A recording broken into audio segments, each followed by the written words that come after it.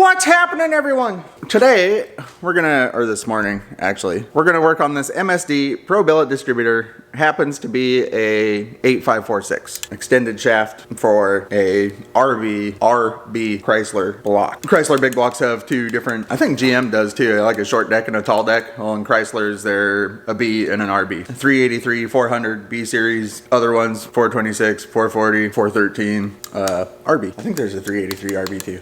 I don't know. So I'm gonna show you guys about distributors. This thing in here, no, focus over here. Don't focus on me. This is what advances the distributor cap. This is a mechanical advance distributor, and that is spring loaded and physically advances this quicker to the corresponding cap post that fires to the spark plug. Anyway, you know what I'm talking about? But we have to go through this because I lost all the parts for it. It happens. I got new parts. We got a set of springs and bushings, and we got the weights for it. I hope these weights are correct. It says it fits all their Pro Billet distributors, so I'd imagine they're right. Advanced Weight Kit, Msd Pro Billet Distributor. That's all it says. The weights stay the same. They're constant.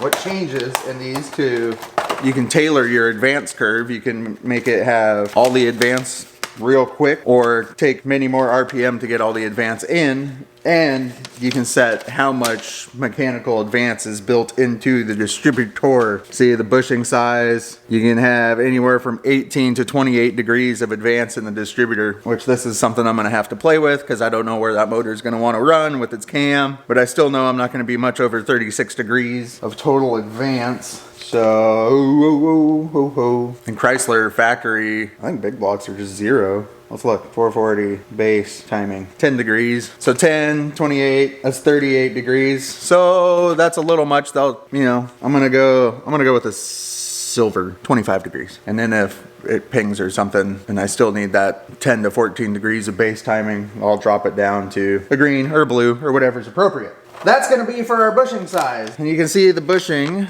installs. Maybe I can show you on here better.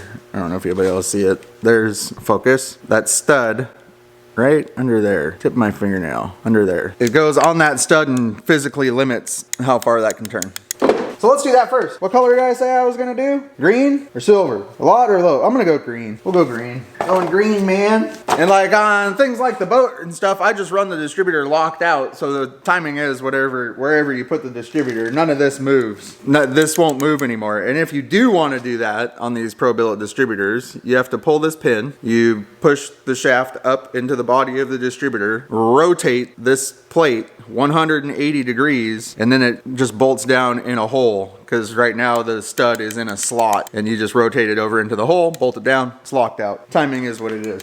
But I'm gonna drive this every day, and I'll just make it a little bit easier to start, a little easier on the starter, especially when the motor is warm.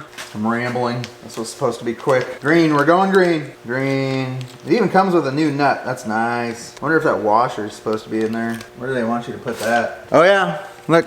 It's on a schematic. Washer. These parts are so small. So small. Oh, you know what? I'm gonna go get some tweezers. Get the tweezers. How do I not drop this? Well, that was easy. The nut's a different story. I wish I could chuck it up in the vise, but I don't recommend chucking your Pro Billet distributor up in a vise. You have to use the tweezers again, I guess. My back is still nuked. Hey! I didn't put the bushing in. I put the washer in. Where were you on that, guys? I gotta get the washer back. Here. Come over here so you can see what I'm doing.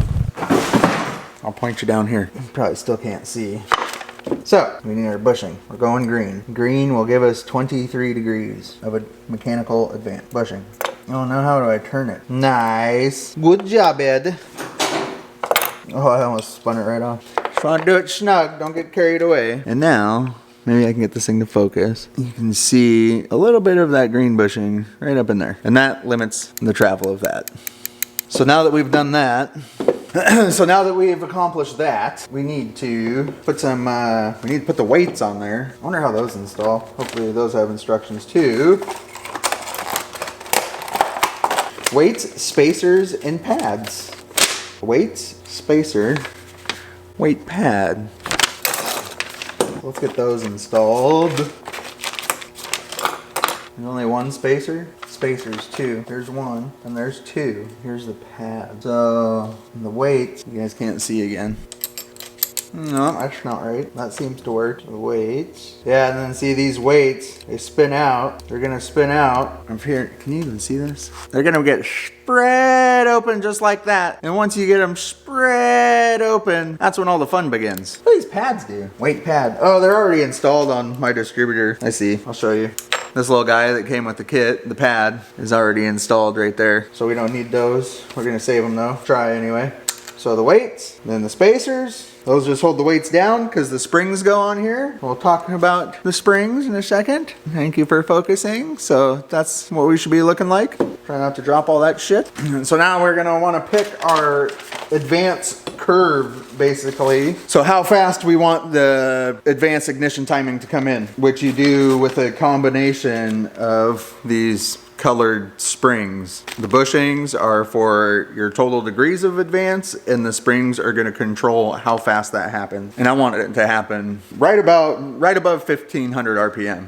Bam, full, all the ignition timing. I want it all. But if you get it down to like 1,000 and then it comes in, it's easier just to run a locked out distributor, because then you're fighting the springs playing with each other while you're like tuning the carburetor and everything. It just becomes so sensitive, it's hard to tune. Not impossible, just hard. You certainly can. You also run combinations of springs, you know, silver light, blue light, 2 blue light springs, 2 silver light springs, 1 silver heavy, 1 silver light spring. I mean, you can run I mean, it's basically endless, and you can see where the advance comes in. You know, it takes longer, shorter, the steeper curve, the faster it's coming in. And see, like that one starts coming in almost below 1,000 RPM, so it's gonna be a bitch to tune. Like, it's gonna be full ignition advance right after the engine starts. So I want right above that, so we're gonna do 1 silver light and 1 silver light and 1 blue light spring. I'll bring you guys back down here so you can see. Got the bag of goodies. You need a tiny silver spring, light duty one. Oh, I don't want 3 springs. I just want the 1. So I need one and 1. And you can totally see the difference in these springs. The silver light and the silver heavy. Hopefully the camera focused. But we are doing a silver light and a blue light. One, way. You can see how this kind of stuff gets lost. I'll just snap this spring on here. Oh, come on. Definitely heavier duty than the silver one. It's making me try. There we go. Nope. Come on. Yeah, I'll do it the other way. There we go. There. Now she's all springed up. With RPM, these fly out and move this plate. Whoop. Simple as that. Thanks for coming by, guys. Thanks for watching. Gonna get this